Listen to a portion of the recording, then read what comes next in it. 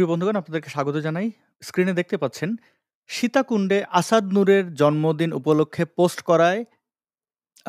Share ধর্ম অবমাননার অভিযোগে যুবক থানায়। এবং এই যুবক বিজয় দেবনাথ তাকে খুব জঘন্যভাবে প্রহার করেছে এনসিপির সন্ত্রাসীরা, ইউনূসের পেটোয়া বাহিনী। এবং পরবর্তীতে তাকে থানায় নিয়ে গিয়ে জোর জবরদস্তির মাধ্যমে মিথ্যা অভিযোগের ভিত্তিতে গ্রেপ্তার করানো হয়েছে। তিনি হয়তো এখন জেল হাজতে রয়েছেন। আমি সর্বশেষ আপডেটস জানতে পারিনি। কেন তাকে প্রহার করেছে? জন্মদিনের শুভেচ্ছায় তিনি কি জানিয়েছেন? প্রথম কথা হচ্ছে যে বিজয় দেবনাথ তাকে আমি ব্যক্তিগতভাবে চিনতাম না, কিন্তু এই মানুষটির সাথে যে অন্যায় হয়েছে সেটা শেষ আমি দেখে ছাড়ব।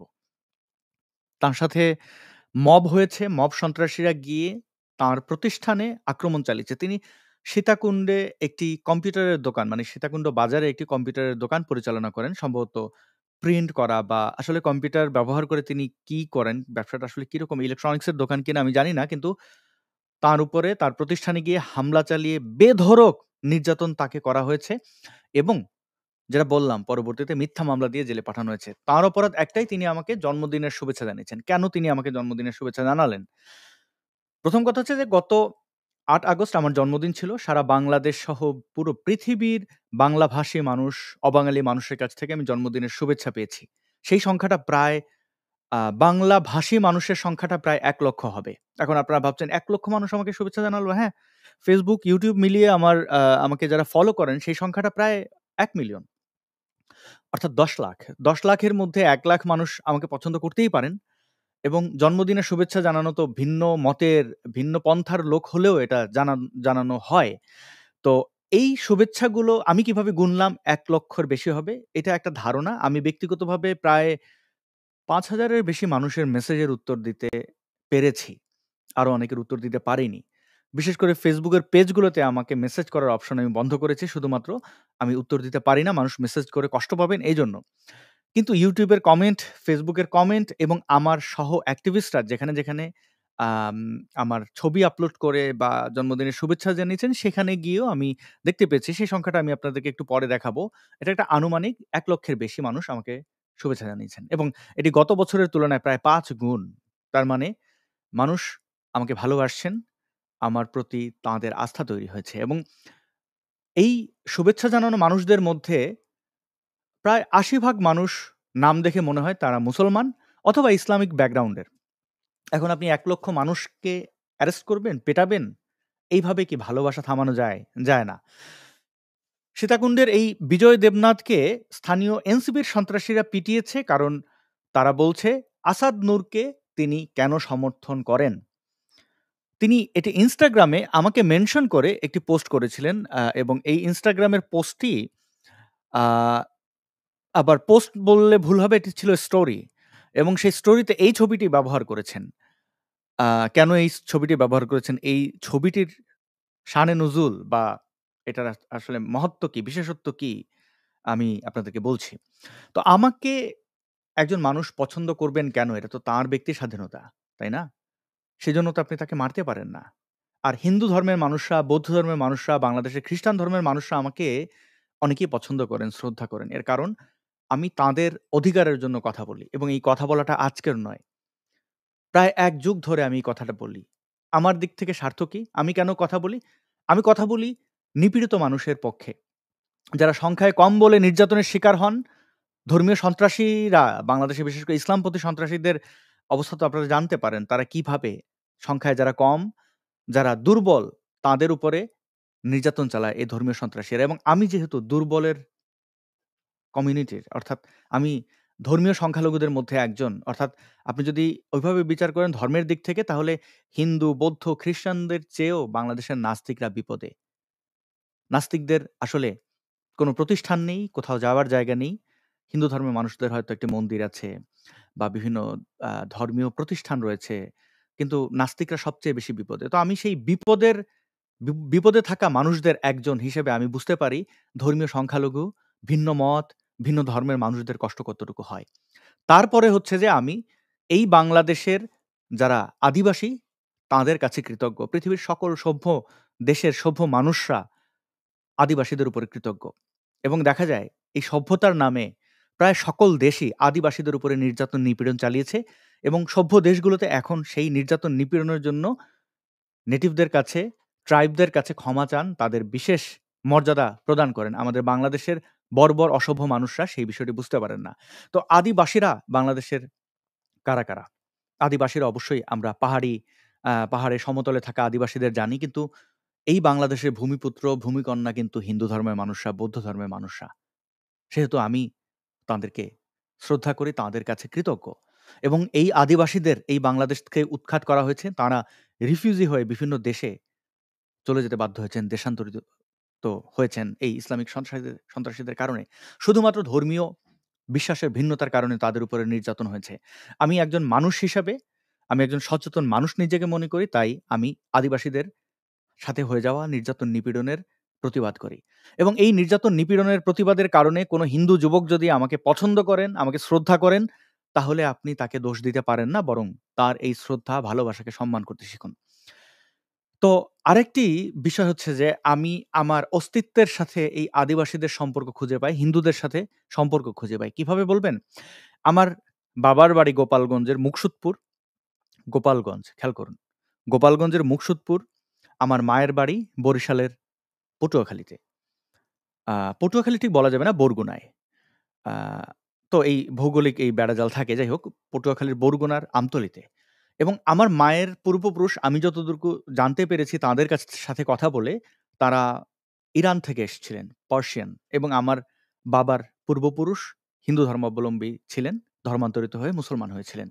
অর্থাৎ আমি কিন্তু এই হিন্দু ধর্মেরও একজন, আবার মায়ের দিক থেকে আমি কিন্তু পার্সিয়ান।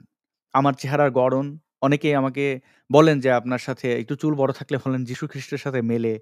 বা আমার চেহারার গড়ন দেখে অনেকেই বলেছেন যে, আমাকে দেখে অনেকটা ওই উপত্যকার অর্থাৎ পার্সিয়ান মনে হয়। হ্যাঁ, আমার মায়ের চেহারার সাথে আমার অনেকটা মিল আছে, আমার বাবার চেহারার সাথে মিল আছে। সব মিলিয়ে আমি আসলে বাঙালি, আবার পার্সিয়ানও। বাঙালি বলি না নিজেকে লজ্জায়, কারণ বাঙালিরা অবাঙালিদের সাথে নির্যাতন নিপীড়ন চালায়। সুতরাং আমি বাংলাভাষী এবং মায়ের দিক থেকে পার্সিয়ান। তো গোপালগঞ্জের ব্যাপারটা একটু উল্লেখ করি। এই যে গোপালগঞ্জ নামটা শুনে কি মনে হচ্ছে? গোপালগঞ্জ, গোপালগঞ্জ, গোপালগঞ্জ। হিন্দুয়ানি একটা ব্যাপার আছে না? গোপালগঞ্জ। ওই উপত্যকার মানুষজন হিন্দু ছিলেন। মুকসুদপুর আমার থানা বা উপজেলার নাম। এবং আমার গ্রামের নাম হচ্ছে দক্ষিণ গঙ্গারামপুর। গঙ্গারামপুর, গঙ্গারামপুর। হিন্দুয়ানি গঙ্গারামপুর। এবং আমার বাড়ির ঠিক পাশে যে সুন্দর নদী, আমি আমার জীবনে এত সুন্দর নদী দেখতে পাইনি। সেই নদীটির নাম কালীগঙ্গা। কালীগঙ্গা। নদীর নাম কালীগঙ্গা, গ্রামের নাম গঙ্গারামপুর এবং আমার জেলার নাম গোপালগঞ্জ। আমি তো হিন্দু। আমি সাংস্কৃতিক দিক থেকে আমি কালচারালি হিন্দু। তো আমি কেন আমার পূর্বপুরুষ, আমার অস্তিত্বের সাথে গাদ্দারি করব? আমি এটা স্বীকার করার মধ্যে তো আমি দেখি এটাই হচ্ছে বীরত্ব। বীরত্ব বলা যাবে না। মানে এটাই হচ্ছে একজন সৎ মানুষের স্বীকারোক্তি হওয়া উচিত। তো আমি কালচারালি হিন্দু, আমি কালচারালি অনেক ক্ষেত্রে পার্সিয়ান, যদিও পার্সিয়ান কালচার খুব একটা আমার মায়ের পরিবারের মধ্যে দেখিনি। দেখেছি আমার নানার, তিনি মারা গেছেন। তিনি বেঁচে থাকা অবস্থায় তাকে আফসোস করতে দেখেছি, তিনি কেন রাজাকার হতে পারলেন না? পাকিস্তানি হানাদার মিলিটারিরা কেন ওই উপত্যকায় গেল না? মানে নদীগুলো তো জালের মতো খাল, গাং। এ কারণে ওইখানে পাকিস্তানিরা যায়নি। তিনি আদর্শিকভাবে রাজাকার মনা ছিলেন এবং তিনি সেই সময় হজ করতে গেছেন। বোম্বাইয়ের হাজিনা সব বেচে-কেনে, মানে তার অনেক সম্পত্তি ছিল এবং তিনি অনেকটা ডাকাত টাইপের ছিলেন বলে শুনেছি। মানুষের অধিকার হরণ করতেন।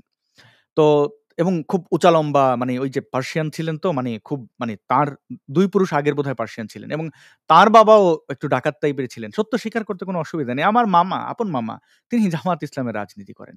তো আমি সেটা, সেই ব্যাপারে আসলে তারা আমার নিশ্চয়ই পরিবারের সদস্য আমাকে পরিচয় না দিলেও তাদের কাছে আমি কৃতজ্ঞ। বড় হয়েছি তাদের বিভিন্ন, মানে আমি নিমকহারাম হতে পারব না। তাদের কাছ থেকে, আমার মামার কাছ থেকে হয়তো আমি একটা ফলও খেয়েছি ছোটবেলায়। তিনি আমাকে বিভিন্ন ভাবে উপকার করেছেন। আমার নামটি এই যে আসাদুজ্জামান নূর, এই নামটি আমার মামা রেখেছিলেন। তিনি জামাত করেন। তো এখন মানে আ কালচারালি পারস্যের কোনো ছিটেফোঁটা দেখিনি। কিন্তু আমার মামা দেলোয়ার হোসেন সাঈদীর সাথে পড়াশোনা করেছিলেন। দেলোয়ার হোসেন সাঈদী সেই সারসিনা মাদ্রাসায় উনার ৪ বছরের বোধহয় সিনিয়র ছিলেন। তো আমি একজন কালচারালি হিন্দু এবং আমি এই উপত্যকার হিন্দুদের সাথে যে নির্যাতন নিপীড়ন হয়, বৌদ্ধদের সাথে যে নির্যাতন নিপীড়ন হয়, এটা আমি আমার জীবন দিয়ে তাদের এই অন্যায়, অবিচারের বিরুদ্ধে দাঁড়াবো, তাদের সাথে যা হচ্ছে। এই কারণে যদি কোনো হিন্দু ধর্মাবলম্বী আমাকে ভালোবাসেন, শ্রদ্ধা করেন, আমি তার কাছে মাথা নত করে কৃতজ্ঞতা জানাই এবং আমি আমার সর্বোচ্চটুকু দিয়ে এই কাজটি করব। আমি এই যে অধিকারের পক্ষে থাকার মধ্যে যে আনন্দ পাই, যে মজা পাই, এই তৃপ্তি, এই আনন্দ এটা আমি পৃথিবীর কোনো কাজে পাইনি, কোথাও পাইনি। আপনাদের অনেকের ভাবনা হতে পারে যে অ্যাক্টিভিজম থেকে আমি কি পাই? পাওয়ার মধ্যে এই ভালোবাসাটুকুই পেয়েছি। অর্থ, বিত্ত কিছুই পাইনি। আমি পশ্চিমের একটি দেশে থাকি। আপনি ধরতে পারেন আমেরিকায় বা কানাডায়। তো আমি এই দেশে থাকছি, তারপরে অ্যাক্টিভিজম করছি। এটা কিন্তু খুব সহজ কাজ নয়। কারণ এখানে জীবিকার ব্যয় খুব বেশি। খুব বেশি বলতে খুব বেশি। বাসা ভাড়া নিতে গেলে প্রায় ৳২,০০,০০০ র মতো লেগে যায় বাংলাদেশের টাকায়। মানে মোটামুটি এই অ্যাক্টিভিজম করার মতো উপযোগী বাসা ভাড়া নিতে গেলে। এবং YouTube থেকে আমি কত টাকা পাই? আমাকে খুব কষ্ট করে চলতে হয়। আপনাদের যাদের আত্মীয়স্বজন আছেন ইউরোপে, আমেরিকা বা কানাডায় খোঁজ নেবেন যে এখানে আসলে কামলা দিলে মানে দিনমজুরের কাজ করলে প্রত্যেক মাসে $৩,০০০-৪,০০০ মিনিমাম ইনকাম করা যায়। মানে কোনো যোগ্যতা লাগবে না, শুধু কায়িক পরিশ্রম। এবং ওই যে $৩,০০০ $৪,০০০ প্রায় তো ৳৩-৪ লাখ টাকা, তাই না? তো YouTube থেকে কি আমাকে এই টাকাটা দেয়?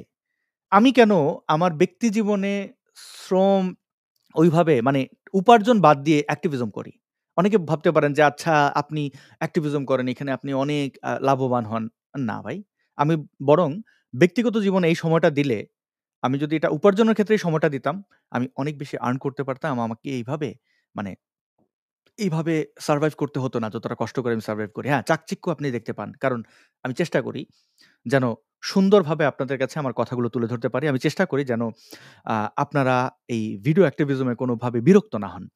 তো প্রিয় বন্ধুগণ, আমি যেটুকু পেয়েছি এই আমার পুরো অ্যাক্টিভিজম জীবনে অনেক কষ্ট করেছি। জেল খেটেছি, নিজের পাসপোর্ট হারিয়েছি, দেশান্তরিত হয়ে মানবেতর জীবনযাপন করেছি। স্টেটলেস অবস্থায় ভারতে এত দীর্ঘদিন লাথি উষ্ঠার মধ্যে ছিলাম এক কথায়। আমি মানে রাষ্ট্র হিসাবে ভারতের কাছ থেকে তেমন কোনো কিছুই আমি আ সুবিধা কিছুই আমি পাইনি। বরং খুবই কষ্ট করেছি। তারপরেও আমার ভারতের মানুষদের উপরে কোনো ক্ষোভ নেই। তারা আমাকে কেন আমার দেশ যেখানে পাসপোর্ট কেটে নিয়েছে, তারা আমাকে কেন সুযোগ সুবিধা দেবে? ওই বিবেচনায় আমার কোনো ক্ষোভ নেই। হিন্দুদের কাছ থেকে অনেক আমি ক্ষতিগ্রস্ত হয়েছি। অনেক ক্ষতিগ্রস্ত হয়েছি। কিন্তু সেই বিষয়টি আমি ব্যক্তিগতভাবে আমি কোনোদিন বিবেচনা করিনি। আওয়ামী লীগের কাছ থেকে আমি মারাত্মক ক্ষতিগ্রস্ত হয়েছি। কিন্তু মানে যে ক্ষতিগ্রস্ত হওয়াটা আপনারা সবাই জানেন। কিন্তু আমি আওয়ামী লীগের উপরে কোনো প্রতিশোধ নেইনি তাদের দুঃসময়ে। আমি এই অধিকারের জন্য কথা বলতে গিয়ে আমি ভেতরে তৃপ্তি পাই এবং আমার জন্ম সার্থক আমার মনে হয়। আমার এখন ৩৪ বছর বয়স।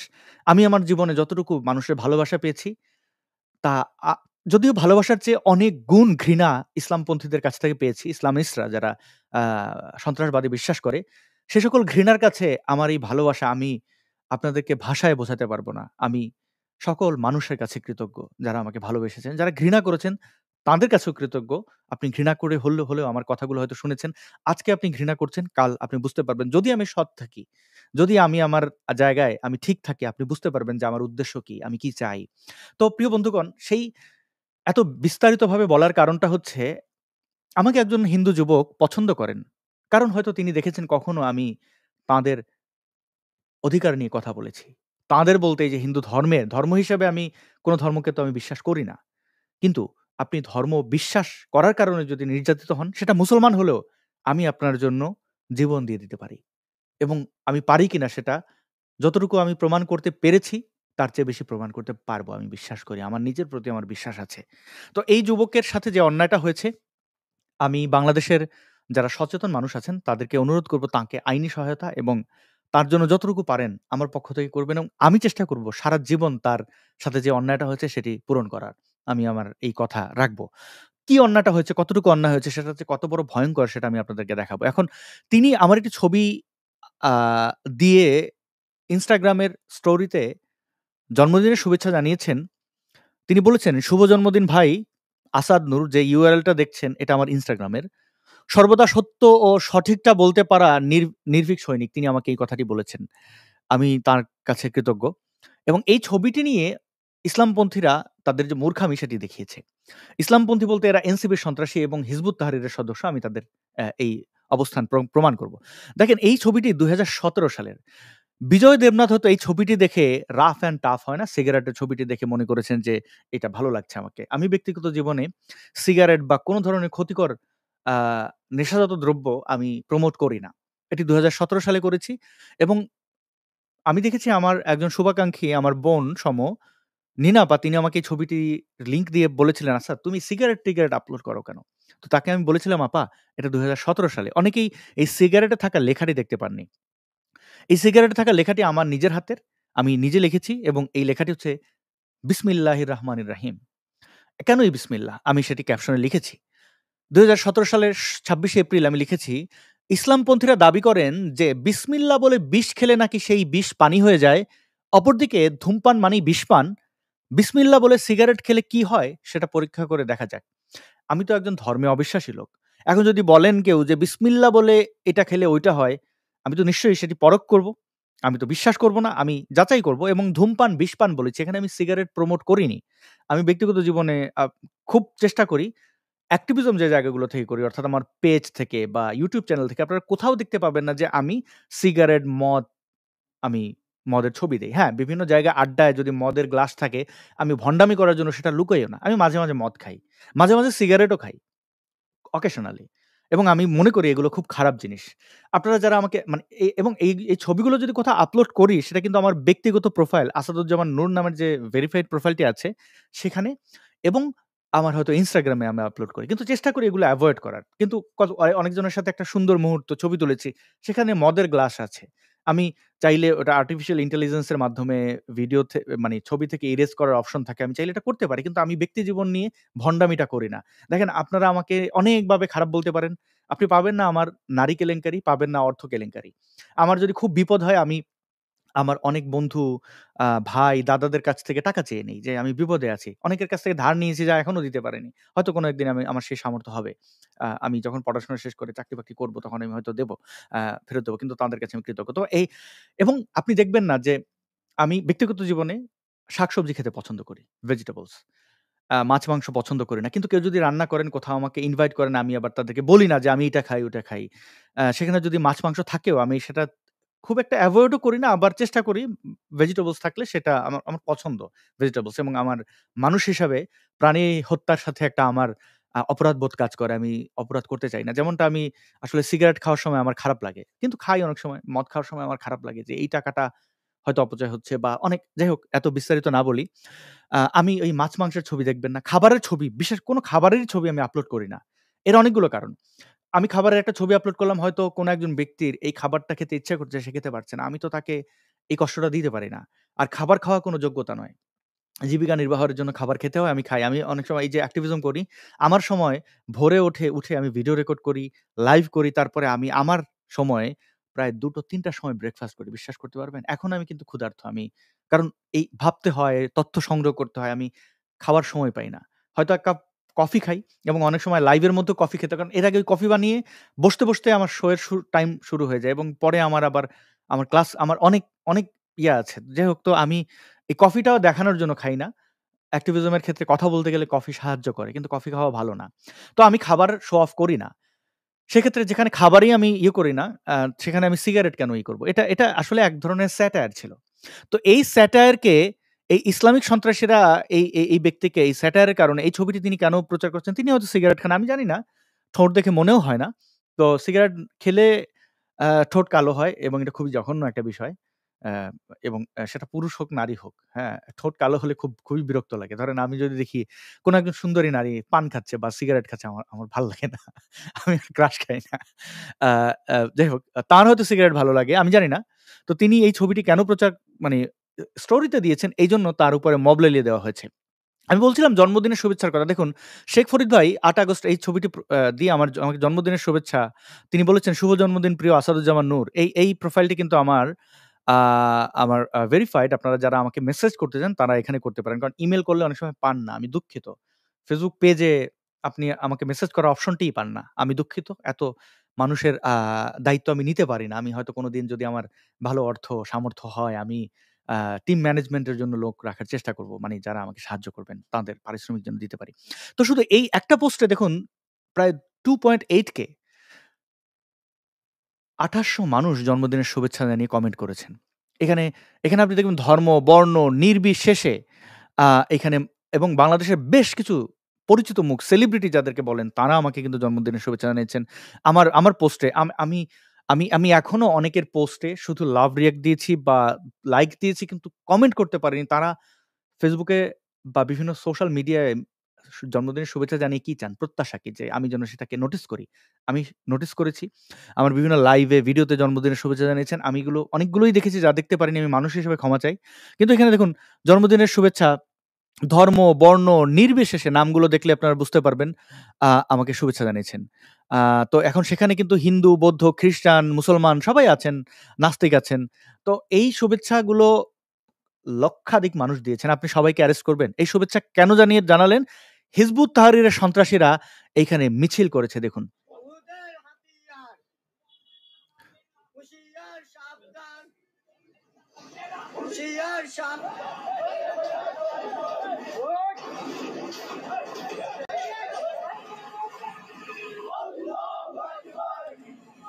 আপনারা এই ভিডিওর শব্দ শুনতে পাচ্ছেন কিনা আমাকে জানাবেন এবং আমি বলে রাখি এই ভিডিওটি আপনারা যারা দেখছেন এটা তারা লাইভ করেছিল। এটা সীতাকুণ্ডে মিছিল হয়েছে এবং এরা কিন্তু হিজবুতি। এবং এরা যে হিজবুত তাহরীরের সদস্য সেটার প্রমাণ কিন্তু দেখতে পাবেন আরেকটা ভিডিওতে। তারা খেলাফতের পতাকা উড়িয়েছে এবং এখানে তারা বলেছে সাবিলুনা, সাবিলুনা আল জিহাদ, আল জিহাদ। এটি নিষিদ্ধ সন্ত্রাসী সংগঠন, জঙ্গি সংগঠন হিজবুত তাহরীরের স্লোগান।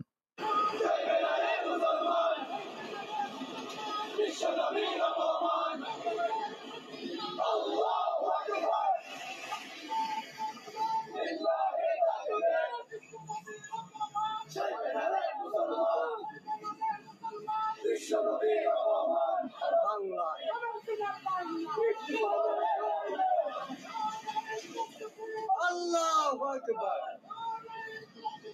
আল্লাহু আকবার, বিশ্বনবীর অপমান, জীবনে নাই নাই, আল্লাহু আকবার, ঘরে ঘরে জালো, ঘরে ঘরে জালো, ঘরে ঘরে আল জিহাদ, আল জিহাদ। শুনতে পাচ্ছেন?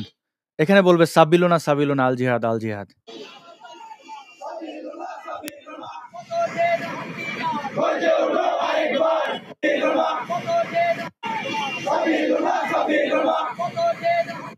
সাবিলুনা, সাবিলুনা আল জিহাদ, আল জিহাদ। এই ইসলামিক সন্ত্রাসীরা যে হিজবুত তাহরীরের সেটি আবার আমি দেখাচ্ছি কয়েকটি ভিডিও।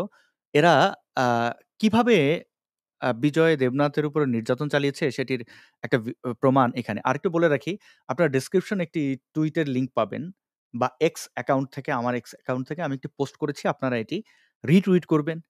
কারণ এই রিটুইট করার মাধ্যমে আমি আন্তর্জাতিক মহলে এটি জানাতে চাই যে ইউনূসের সন্ত্রাসী গ্যাং এনসিপি কিভাবে সন্ত্রাস চালাচ্ছে রাষ্ট্রীয় পৃষ্ঠপোষকতায় এবং এইখানে অনেকগুলো সন্ত্রাসীকে দেখাবো যাদেরকে আপনারা চিনতেন না, যারা এই ইউনূসের গভর্নমেন্টে বসে আছে, যারা একসময় মানবতার ফেরিওয়ালা ছিল, যারা বিভিন্ন হিউম্যান রাইটস অর্গানাইজেশনে কাজ করেছে, তাদের মুখোশ আমি উন্মোচন করব এবং এই এই নির্যাতনের কারণে ইউনূসকে চরম মূল্য দিতে হবে। এনসিপিকে চরম মূল্য দিতে হবে। হিজবুত তাহরীরকে চরম মূল্য দিতে হবে।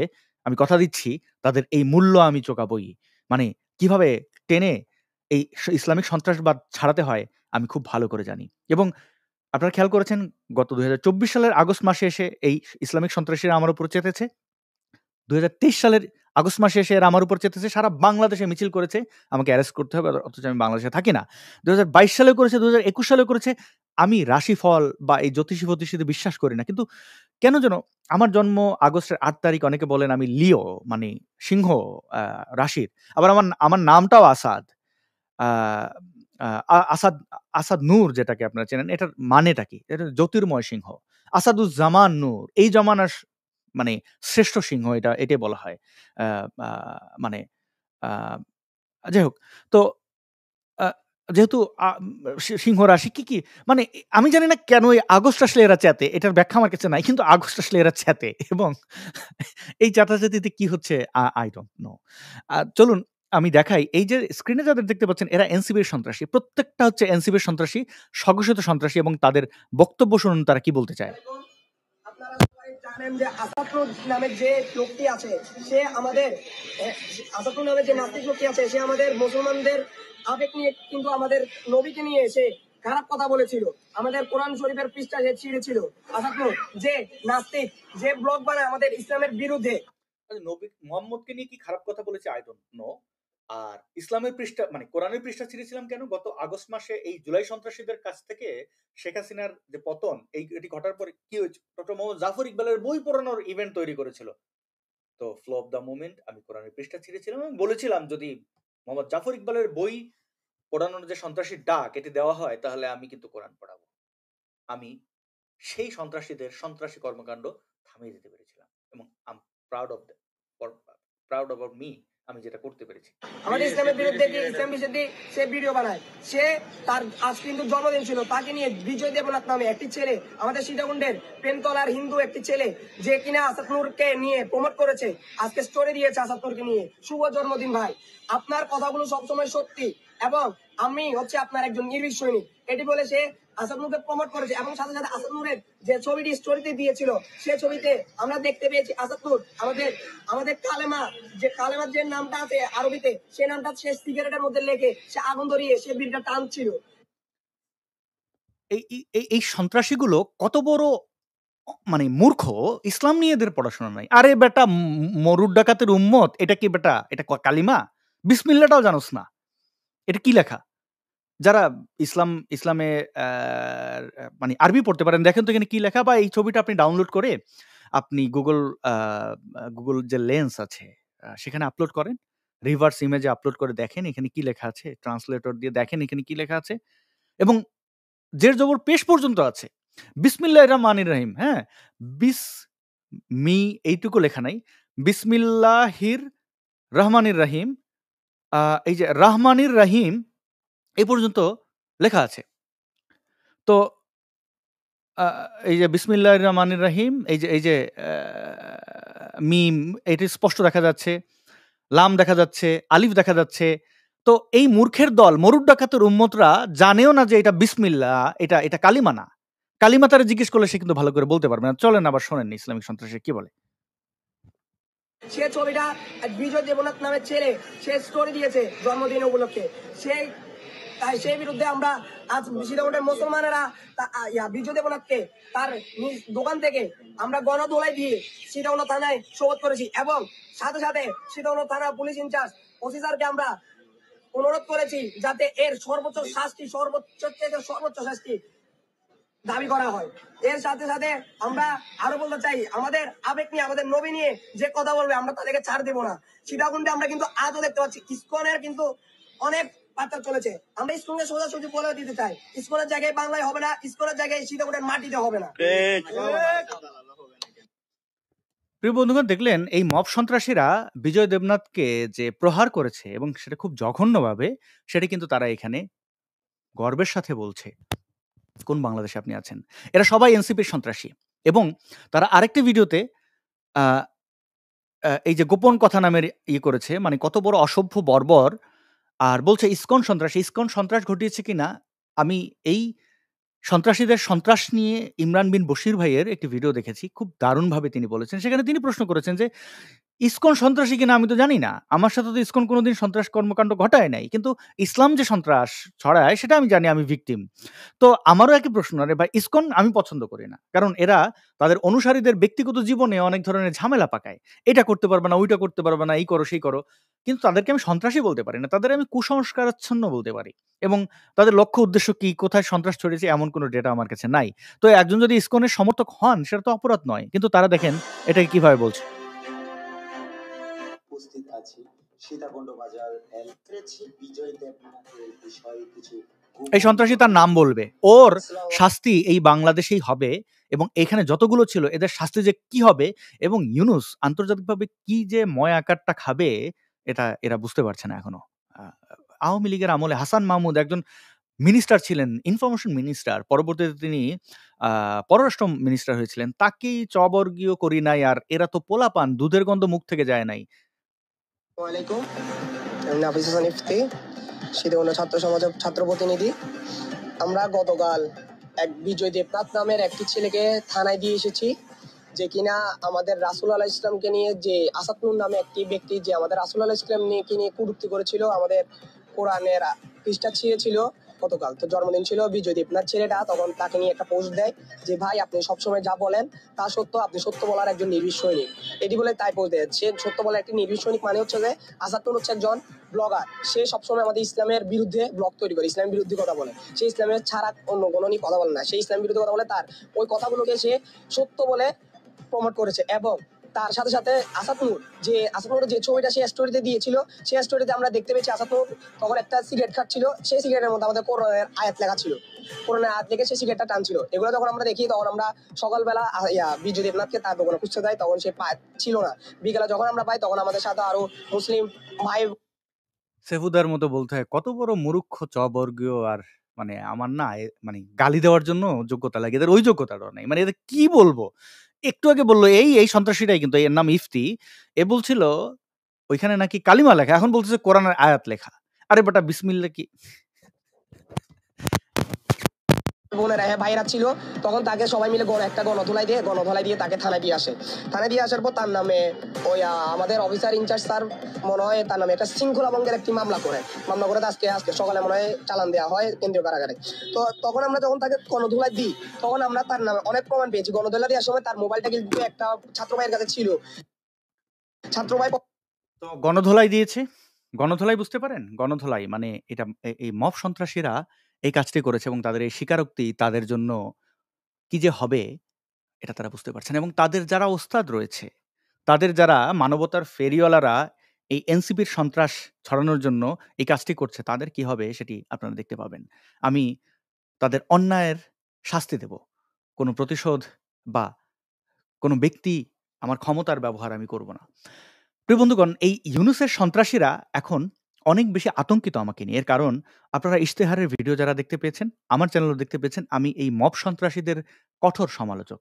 এবং আমি এই সমালোচনা আওয়ামী লীগের আমলে আওয়ামী লীগের বিরুদ্ধেও করেছি। কারণ ক্ষমতায় থেকে অন্যায়কারীর কোনো ছাড় দেওয়া উচিত না। আমরা সবাই যদি এই ক্ষমতায় থাকা সন্ত্রাসীদের সমালোচনা করতাম, তাহলে ক্ষমতাবানরা বেপরোয়া হতো না। আর ক্ষমতায় থাকা ব্যক্তির সমালোচনার জন্য গার্ডস লাগে। দুর্বলকে যে কেউ আক্রমণ করতে পারে, ওটার জন্য কোনো যোগ্যতার দরকার হয় না।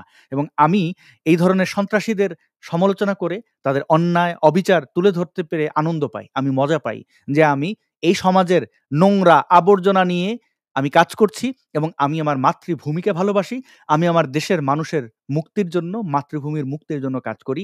এটা আমার জন্য অনেক গর্বের। অনেক অ্যাক্টিভিস্ট, অনেক ব্লগার, অনেক ব্যক্তি নিজেকে পার নাস্তিক বহু দাবি করা লোক পশ্চিমে যাওয়ার পরে তাদের বিলাসী জীবনযাপন দেখায়, তারা ব্যক্তি জীবন নিয়ে খুব শান্তিতে থাকে, ঘুরে বেড়ায়। আমি ভাই একটা প্রেমও করতে পারি না।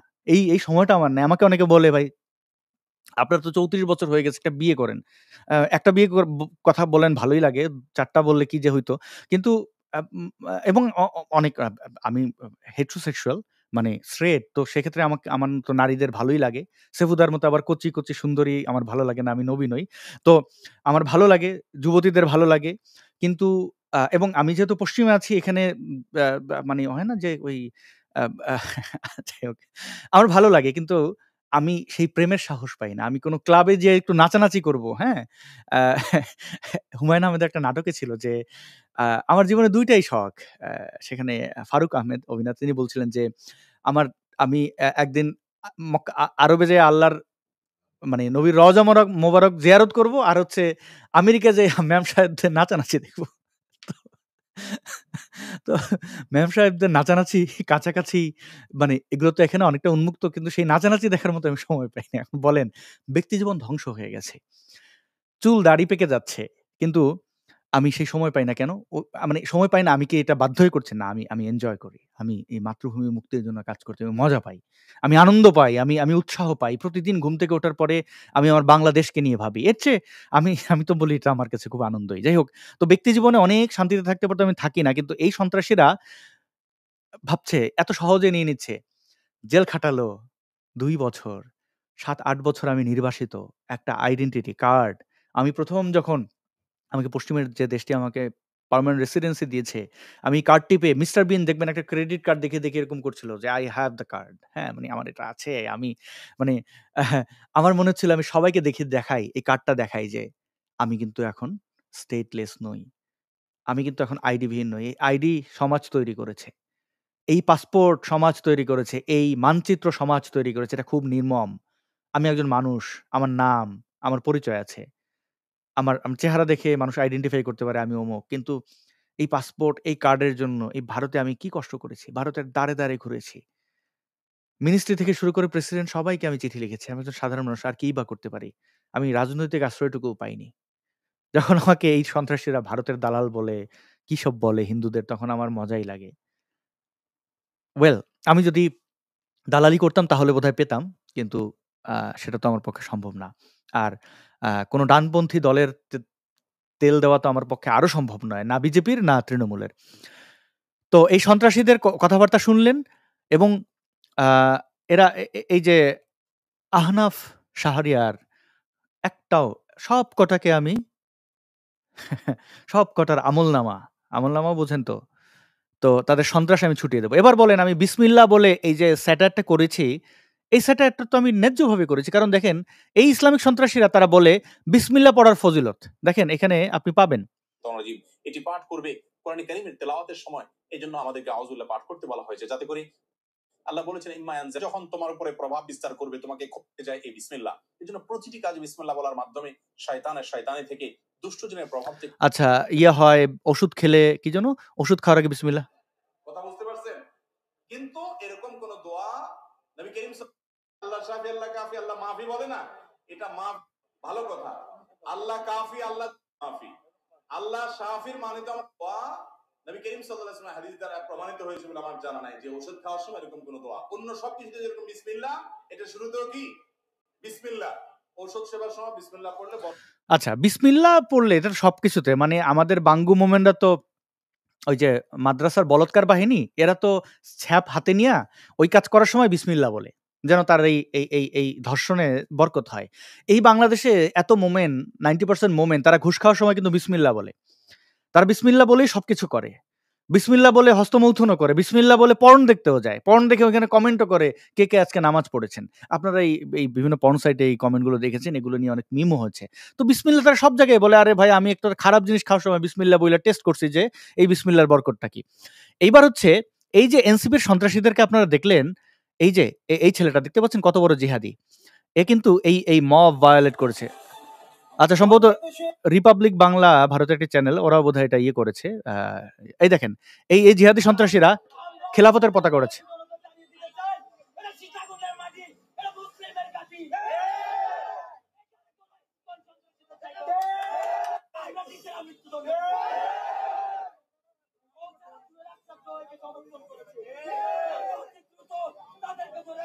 এই আমাকে খেয়ে ফেলবে, মেরে ফেলবে। তো এই সন্ত্রাসীদের, এরা এনসিপির সদস্য এবং তারা এটা এটা বিভিন্ন জায়গায় লিখেছে, কোথায় কোথায় লিখেছে সেই ট্রান্সলেট তো আমি করছি। এবং এরা এতটাই ভয়ঙ্কর যে তারা প্রকাশ্যে এই সন্ত্রাস, এই মানবতা বিরোধী অপরাধ তারা করেছে এবং তারা সেটি বুক ফুলিয়ে বলেছে। এবং এদের গডফাদার হচ্ছে এই সুলতান মোহাম্মদ জাকারিয়া। এ একটা জামাতি মাল, ইসলামিক সন্ত্রাসী বিশ্বাস করে। সে অ্যামনেস্টি ইন্টারন্যাশনালে কাজ করেছে আগে। দেখতে পাচ্ছেন অ্যামনেস্টি ইন্টারন্যাশনাল ইউএসএতে কাজ করেছে এবং সে বাংলাদেশ এবং পাকিস্তানের দায়িত্বে ছিল। এখন সে এনসিপির কিন্তু কনভেনর, মানে সমন্বয়কারী। সে এনসিপির এই সন্ত্রাসীদের এই ধরনের মব করার জন্য উৎসাহ দিচ্ছে বলে আমার ধারণা। এবং তার কাছে বাংলাদেশের অনেক নাস্তিক ব্লগারের ডেটা আছে, সেগুলো সে ইসলামিক সন্ত্রাসীদের ক্ষেত্রে কাজে লাগাবে বলে আমি বিশ্বাস করি। কারণ সে যে একজন ইসলামিক সন্ত্রাসী বিশ্বাসী, সেটা তো এনসিপির এই যে সে থিঙ্ক ট্যাঙ্ক দাবি করা এবং তার দলের সদস্যরা এই যে একজন হিন্দু নাগরিকের সাথে যে কাজটা করলো, তার এখানে কিন্তু কোনো ধরনের কোনো অনুশোচনা, এত বড় বেহায়া সন্ত্রাসী এরা। এবং সে ছিল মানবতার ফেরিওয়ালা। সে ছিল এই দেখেন 28 ফেব্রুয়ারি আমেরিকা থেকে বাংলাদেশ গিয়ে সে এই সন্ত্রাসীর দলের হত্যাকর্তা হয়েছে। এবং আমি অ্যামনেস্টির কাছে জবাব দিতে চাইবো। দেখুন, সে কিন্তু আমাকে নিয়ে স্টেটমেন্ট দিয়েছিল। এই দেখেন সুলতান মোহাম্মদ জাকের, দেখতে পাচ্ছেন সে মানবতার ফেরিওয়ালা দাবিদার একজন ইসলামিক সন্ত্রাসী এবং তার দলের সন্ত্রাসীরা এইভাবে মানুষের উপরে নির্যাতন নিপীড়ন চালায়। একজন মানুষের জন্মদিন কেন শুভেচ্ছা জানিয়েছে এই জন্য নির্যাতন নিপীড়ন চালায়। আর তারা সেই দলের থিঙ্ক ট্যাঙ্ক। এবং এনসিপি এবং হিজবুত তাহরির একসাথে মিলে এই মিছিলগুলো করে। এবং সে যখন হাসান মাহমুদ কর্তৃক আমার পরিবারের সদস্যদের উপরে নির্যাতন চালানো হয়েছিল, সে মানবতার ফুলঝুরি নিয়ে এসেছিল। এবং আপনারা জানবেন যে এই দেখেন, ইউএন রাইটস এক্সপার্ট তিনি বাংলা সরকারকে বলেছেন যে অনুরোধ করা, এগুলো তো তাদের অনুরোধের ভাষা, যেন আমার পরিবারের সদস্যদের উপরে নির্যাতন নিপীড়ন না হয়। আপনারা এটা পড়ে নিতে পারেন। এবং এই এই স্টেটমেন্টটি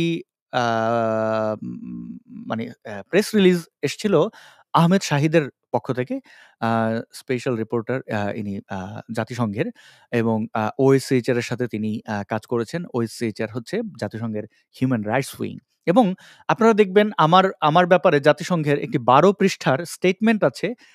1 সেপ্টেম্বর 2020 তারা নিপুণভাবে তাদের বাংলাদেশ হাই কমিশন যেটা আছে ওইসি ইউনাইটেড নেশনসের, তারা সরজমিনে তদন্ত করে, এই দেখুন মিস্টার আসাদুজ্জামান নূর এবং আমার ফ্যামিলির উপর যে হ্যারাসমেন্ট এবং এটার সাথে জড়িত আমার ফ্যামিলি মেম্বার্সদের অনেকের নাম তারা ব্ল্যাক করে দিয়েছে, কিন্তু তাদের স্টেটমেন্টে এগুলো মানে এটা ইউনাইটেড নেশনসের এক ধরনের আমাকে জিজ্ঞেস করেছিল যে আমি এটি প্রকাশ করতে চাই কিনা, আমি তাদের নিরাপত্তার জন্য কিন্তু এখানে ডিটেলে লেখা আছে। এবং আমি সম্ভবত বাংলাদেশের কোনো অ্যাক্টিভিস্ট যার ব্যাপারে ইউনাইটেড নেশনস এতটা কনসার্ন ছিল, এবং তাদের ওয়েবসাইটে এই পুরো ডিটেল দিয়ে ওএসএইচ আসাদ নূর ওএসএইচআর লিখলে আপনারা পাবেন এই স্টেটমেন্টটি, এবং এটি ডাউনলোড হবে এবং এখানে রেফারেন্সগুলো সব আছে। তো এই স্টেটমেন্টটি আওয়ামী লীগের যে গুম খুন নির্যাতন নিপীড়ন সেটিকে আন্তর্জাতিক মহলে আসলে এটা একটা বড় ধরনের ইম্প্যাক্ট তৈরি করেছে। এটি সুইজারল্যান্ড থেকে করা হয়েছিল জেনেভায়, এবং তৎকালীন মন্ত্রী হাসান মাহমুদ সেখানে লবিস্ট নিয়োগ করেও সে কিন্তু তার এই অন্যায় অপরাধ গোপন করতে পারেনি। হাসান মাহমুদের ব্যাপার জানেন, চট্টগ্রামের রাঙ্গুনিয়ায় বৌদ্ধভিক্ষু শরণাঙ্কর থেরোর বৌদ্ধ বিহারটি সেই জ্ঞানশরণ মহারণ্য সেটি দখল করার জন্য যে নির্যাতন নিপীড়ন চালিয়েছে এবং তাকে ডিজিএফআই দ্বারা গুম করে রাখা, এক প্রকার গৃহবন্দী করে রাখা এবং তাকে দেশ ছাড়তে বাধ্য করা, এবং এখনো তিনি দেশ ছাড়া অবস্থায় আছেন, এবং তার বিরুদ্ধে ধর্মীয় অনুভূতির মিথ্যা মামলা, এই সব কিছু করেছিল সন্ত্রাসী হাসান মাহমুদ। এবং সে শুধুমাত্র কিছু জমি দখলের জন্য যে অন্যায়টা করেছে সেটা আন্তর্জাতিকভাবে সে কিন্তু মারাত্মক, সে ক্ষতিগ্রস্ত যতটুকু হয়েছে তার চেয়ে বেশি ক্ষতিগ্রস্ত হয়েছে আওয়ামী লীগের এমপি মন্ত্রীরা যে সাধারণ মানুষের উপরে নির্যাতন নিপীড়ন ঘটায়, এটি জাতিসংঘ কিন্তু তারা জানতো, এবং পরবর্তীতে জামাত শিবির এটাকে আরো ফুলিয়ে ফাঁপিয়ে, জানেন ওরা তো হচ্ছে যে মানে গুপ্ত দল, ওরা হচ্ছে ইসলামের ভাষায় মুনাফিক। ওরা করে কি, নাস্তিকদের কোনো বিষয়েও তারা নিজেদের স্বার্থে কাজে লাগে। ওদের উপরে নির্যাতন নিপীড়ন আরো অনেক ডেটা জাতিসংঘকে দিয়েছে। শুধুমাত্র এই যে ওপেন সোসাইটি বলেন, ডিপ স্টেট যে ষড়যন্ত্র করেছে বলেন আওয়ামী লীগের নেতাকর্মীরা, আপনাদের ভেতরে মানে একটা আপেলকে ভেতর থেকে খেয়ে ফেললে যেরকম বাইরে থেকে বোঝা যায় না, একটা আমকে বা একটা পেয়ারাকে খেয়ে ফেললে বাইরে থেকে বোঝা যায় না, ঠিক আপনাদের ভেতরে পোকায় খেয়েছিল এই হাসান মাহমুদরা, আপনারা টের পাননি, আপনারা টের পাওয়ার চেষ্টাও করেননি। আমি আওয়ামী লীগের কোনো লোককে এখনো দেখিনি যে দায়িত্বরত কোনো ব্যক্তি ক্ষমা চেয়েছে আমার কাছে, যে অন্যায়টা তারা করেছে। আমার কাছে ক্ষমা চাওয়ার দরকার নেই, কিন্তু তারা আওয়ামী লীগের যে ক্ষতিটা করেছে, আমি একজন সাধারণ অ্যাক্টিভিস্ট, আমার বাবা মা কি দোষ করেছে? আমার ছোট বোন মাইনর শিশু, তাকে ধরে নিয়ে 48 ঘন্টা আটকে রেখে আমার বাবাকে দিয়ে আমাকে ফোন করিয়ে ভিডিও ডিলিট করার, আমি অনেক বছর পর আমার বাবার কণ্ঠ শুনতে পেয়েছিলাম। তখন আমি ভাবলাম কি অবাক, কিরে আমার বাবা তো আমার সাথে কথাই বলে না, সে তো আমার পরিচয় দেয় না, সে আমাকে কেন ফোন করবে? তখন আমি বললাম ডালমে কুচ কালা হে, পরে জানলাম যে তাকে পুলিশ ধরে নিয়ে পুলিশ ফোন করেছিল যেন আমি এগুলো ডিলিট করি। ওরা ভেবেছিল যে এই ফোন করলে আমি ওটা ডিলিট করে ফেলবো, আরে বেটা আমার মেরে ফেললেই আমি আমার পোস্ট ডিলিট করবো না। এই যে লাইভ করছি, এখন এসে যদি ইসলামিক সন্ত্রাসী চাপাতি নিয়ে বলে তুই ক্ষমা চা, নো, মেরে ফেলো আমাকে, কিন্তু আমি আমার নৈতিক জায়গা থেকে সরে আসবো না। আমার যেটা অর্জন, আমি যেটা বুঝতে পেরেছি সেখান থেকে সরে আসবো না। এখন যদি আল্লাহকে আমি স্বপ্ন দেখি, মানে স্বপ্ন দেখলে তো বিশ্বাস করবোই না, সে যদি কোনোভাবে তার অস্তিত্বের প্রমাণ দেয়, বা ভগবান এসে বা যিশু এসে, যে কেউ এসে, তাহলে না হলে আমি যদি তাদের সমালোচনা করেও থাকি সেটার জন্য আমি দুঃখ প্রকাশ করব। মোহাম্মদ যদি আমার সামনে এসে কেরামতি দেখায় দেয়, আমি নিশ্চয়ই তাকেও দুঃখ প্রকাশ করব, তার আল্লাহকে দুঃখ প্রকাশ করব, কিন্তু এইভাবে পিনাকির মতো তো আমি বলবো না যে আমি এখন আস্তিক হয়ে গেছি।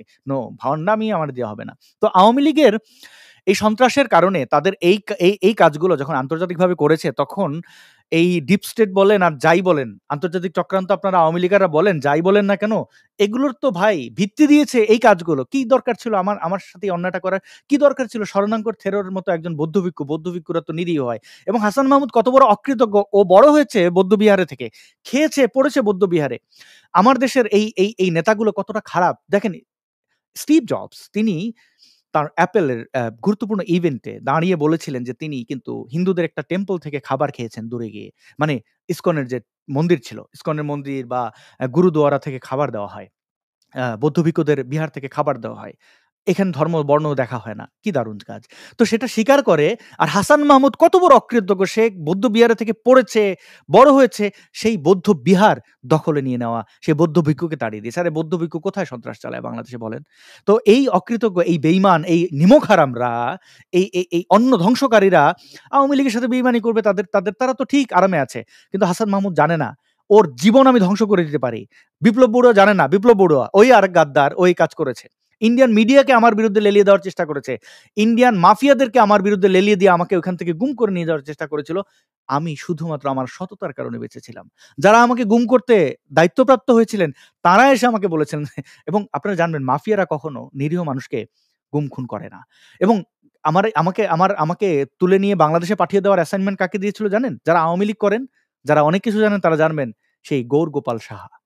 তিনি নিজে এসে সাউথ সিটি মলে এসে আমার সাথে দেখা করে বলেছিলেন, "আসাদ, তোমার ব্যাপারে আমি যখন খবর নিয়েছি জেনেছি তুমি আসলে এইসব ইয়েতে না।" এবং তারা ভেবেছিল আমি বোধহয় কোনো এজেন্সির হয়ে কাজ করি। সেটা জেনেও সে অবাক যে, "তুমি এত সাহস দেখাও কেমনে? কারো সাথে কানেক্টেড না, কারো আশীর্বাদ তোমার উপরে নাই। না তুমি বিজেপি, না তৃণমূল। এই বনের মহিষ তারাও কেমনে?" এবং আরেকটি কথা বলেছিলেন যে, "আমি গৌরগোপাল সাহা, আমি হিন্দু নই।"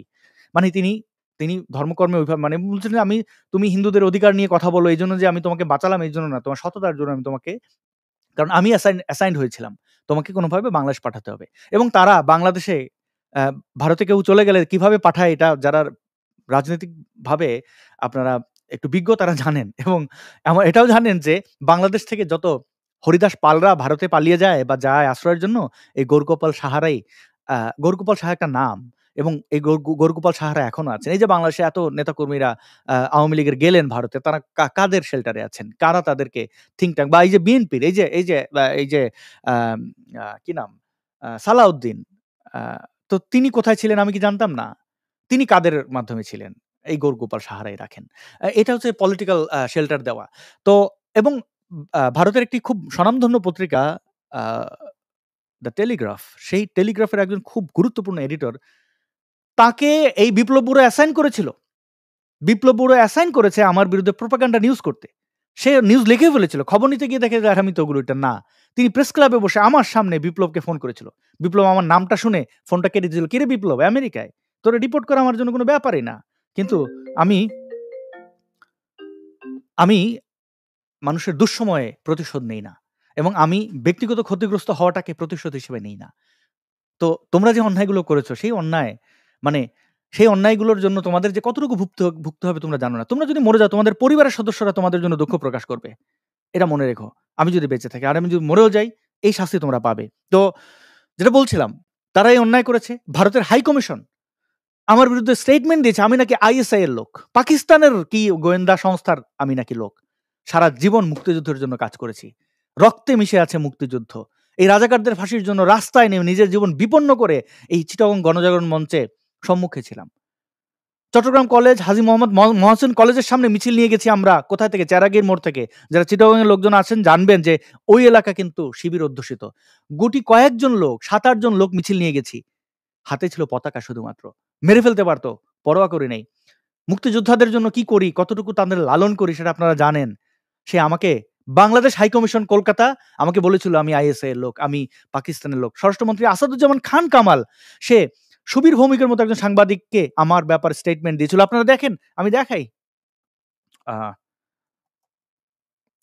আপনারা জাস্ট গুগলে গিয়ে একটা লাইভ দেখাই। আসাদ নূর NE নাও, নর্থ ইস্ট নাও, এটি সুবীর ভৌমিকের। এটা বাংলায় হয়ে গেছে, আমি আপনাদের দেখাই। নর্থ ইস্ট নাও লিখবেন, আপনারা সুবীর ভৌমিকের আর্টিকেল পাবেন। সুবীর ভৌমিকের আর্টিকেল পাবেন আপনারা, যেখানে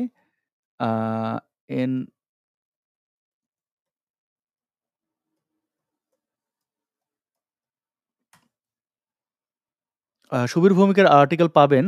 এটি আমি যদি ভুল না করি, তারা যদি ডিলিট না করে, আমি কি স্পেলিং ঠিক মতো লিখলাম? ওকে। এখানে পাবেন। আমি সেটি হয়তো এটা ডেসক্রিপশনে দিয়ে রাখবো। সুবীর ভৌমিককে বাংলাদেশ হাই কমিশন থেকে বলা হয়েছে আমি পাকিস্তানের আইএসআই এর লোক, এবং সেখানে আসাদুজ্জামান খান কামাল বলেছেন আমাকে আমি নাকি আ আমি নাকি আ ইসলামিক সন্ত্রাসী, কি সব বলেছেন। আমি কি এইজন্য ক্ষমা করব? ডয়েচে ভেলেকে সম্ভবত বিবিসিকে বিবিসির রেডিও প্রোগ্রামে নর্থ ইস্ট নাও এ আমি দেখি এখানে আমার নামটি সার্চ করে পাওয়া যায় কিনা।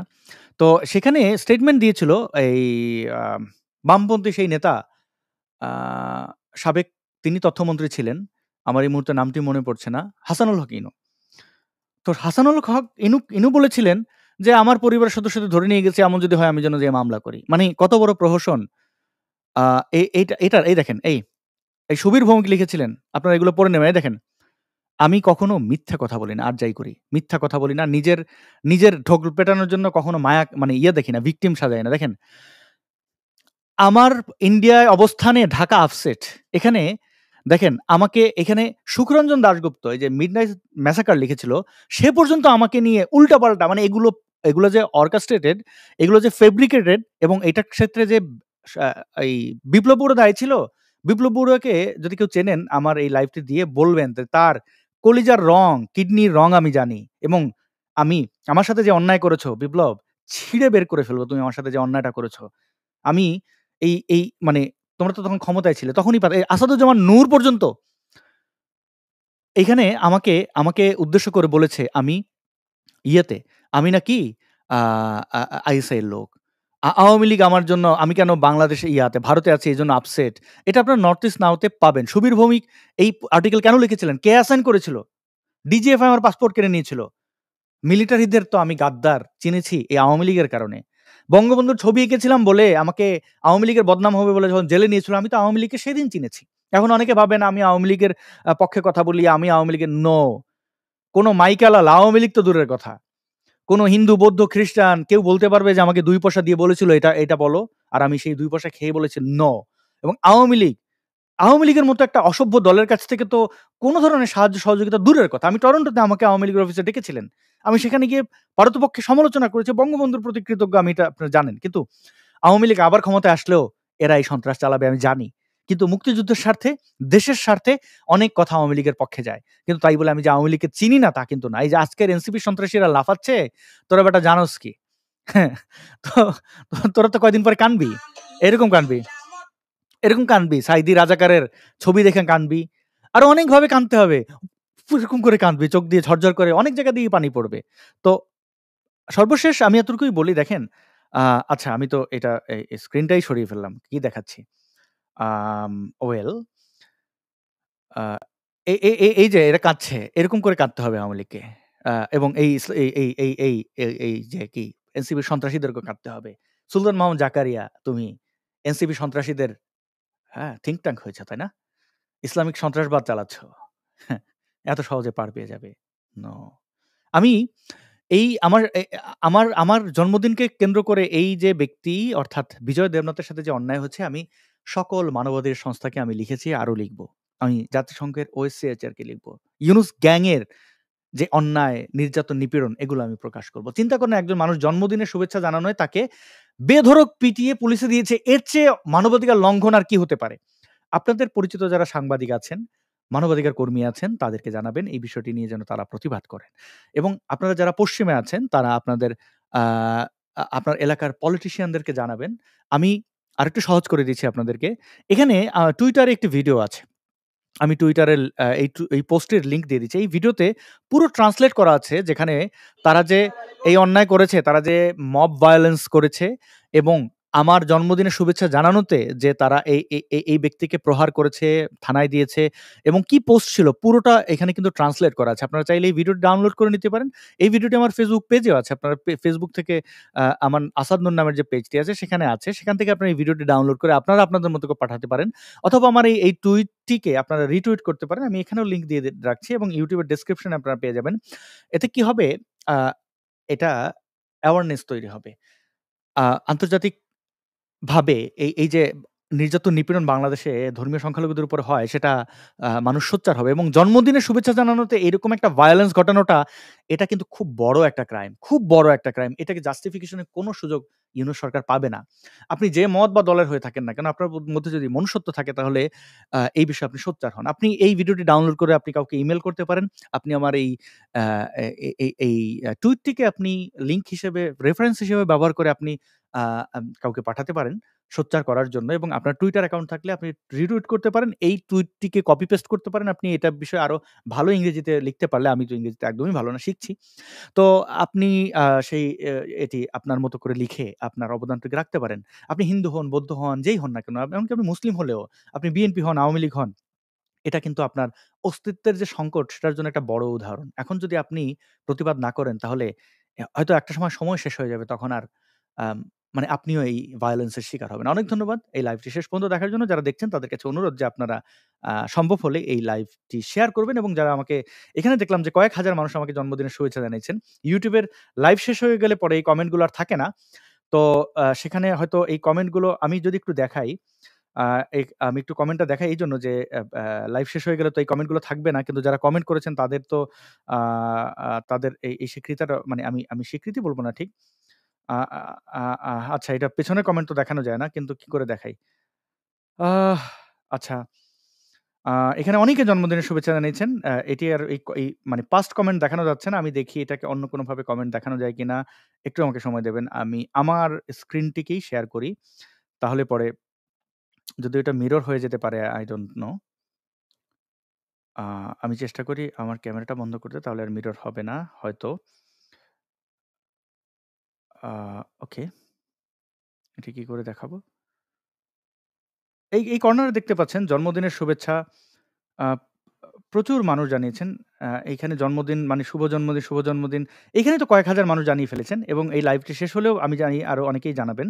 তো সকলকে ধন্যবাদ, কৃতজ্ঞতা আপনাদের কাছে এবং সেইটুকু শেষ অনুরোধ হচ্ছে আপনারা এই লাইভটি শেয়ার করতে পারেন। বিজয় দেবনাথের পাশে থাকুন। এই অন্যায় অবিচারের বিরুদ্ধে দাঁড়ান। শুভরাত্রি বাংলাদেশের দর্শকদের জন্য এবং যারা বিশ্বের অন্যান্য জায়গায় আছেন তাদেরকে শুভ সময়।